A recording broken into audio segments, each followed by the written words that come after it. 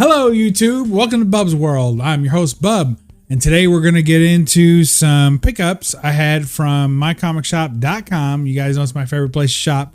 I've got a bunch of, link down below, I've got a bunch of slabs I picked up on auction and a couple other auction wins, and then just some stuff once you're already paying for auction wins, and they force you to do shipping separate from like when I build those boxes every month. So every month I build this box and I have them ship it to me once a month. Well, separate from that, you can't include auction wins in that or anything that you made an offer on. So in this case, so in other words, no consignment books. So in this case, these were auction wins. So once I started that, I go ahead and pull some books off my want list, sling them right in, and get that thrown in on the shipping. Why not? I already got a box coming here. So let's make me small and get to the haul. Whoa, there we go. Look at that. Oh, we made it. All right. So first up, we have a Slabberooski here. It's an Action Comics number 1029, 1029, and a 9.6. This is, I don't even know, Julian Totino Tedesco. That's not the guy who makes pizza rolls, although I understand your confusion. But pretty cool cover. He's got this TT that he does. So that's pretty good. Kind of an Alex Rossi type style, I think.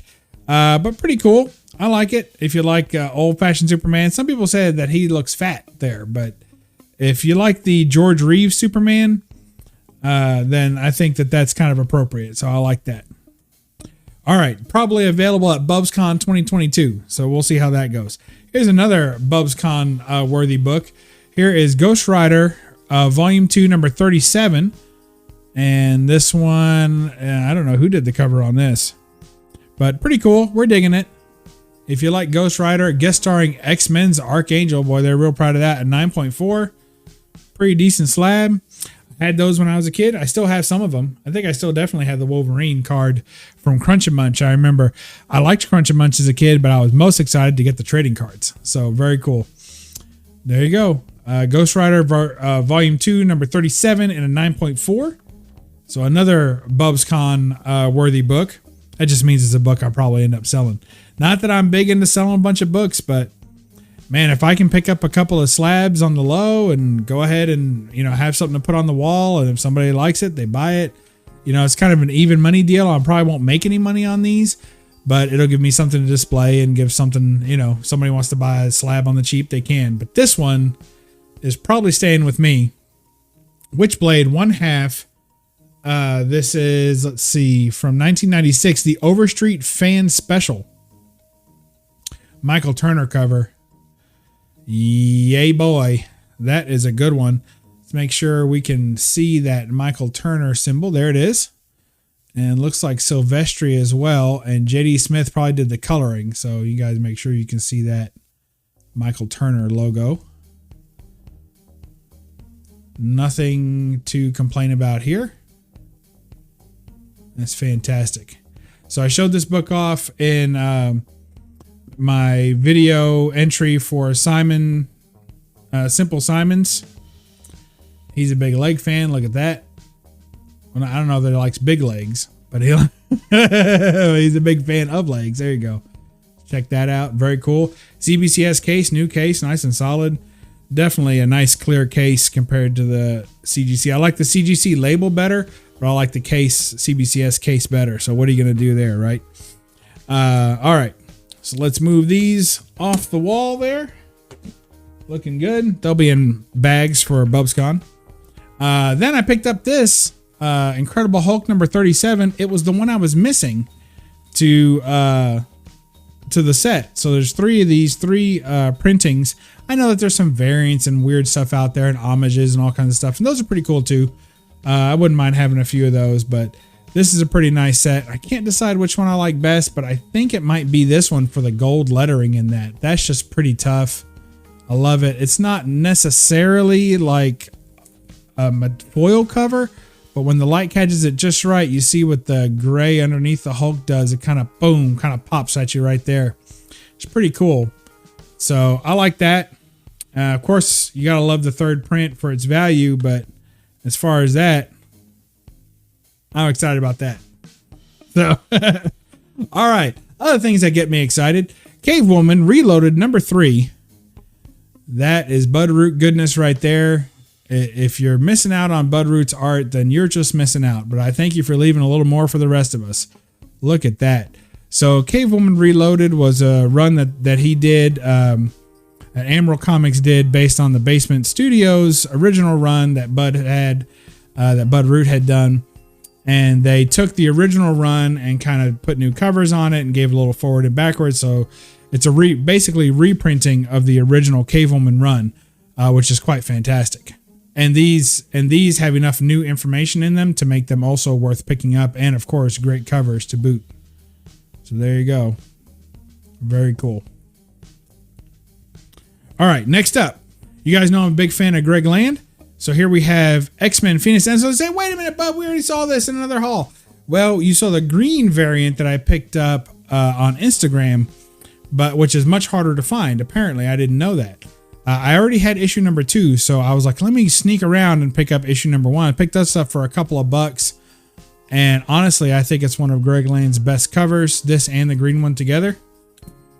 And so that's #1, and here's #2 with a great Emma Frost. Pretty good Wolverine and Beast there too.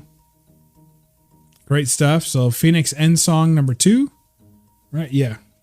Or which? No, it was #3 that I already had. So I already had this one. It's just still in the thing because I read it over the weekend. So, but there's End Song #3, which I already had. Here's 4. Very cool. Look at that. Great stuff. And here's 5 of 5. I think there's variants to all of these and maybe black and white variants as well. So I may end up picking up all those. We'll see. Big fan of Greg Land. Like to get him to sign all my stuff when I can. Good stuff. And I read this run, and I have to say, the Greg Pak story. And if you like Greg Pak stories, that's fine. For me, Greg Pak is one of those guys that has a hard time sticking the landing. So I think it's a Pak story all the way through. Yeah, Greg Pak. So it's like, I love how they start. I think he's a great storyteller. And then it's going on. The middle is still pretty good. Then he'll introduce a character and I'm like, what's going on? Why is this important? And then it kind of loses me. And this was about the same way, this story. It was really good in the beginning. The art matched it perfectly and it was all really exciting. And then somewhere around issue 4 out of 5, it started like, what's going on? Kind of got confused. And then the last issue was a quick wrap up. Like, well, we got to end this in 5 issues. It's like, oh man. So anyway, but I liked it. It was still good. And the art inside is all Greg Land and it's absolutely superb. That book could have been a silent issue and it would have been good.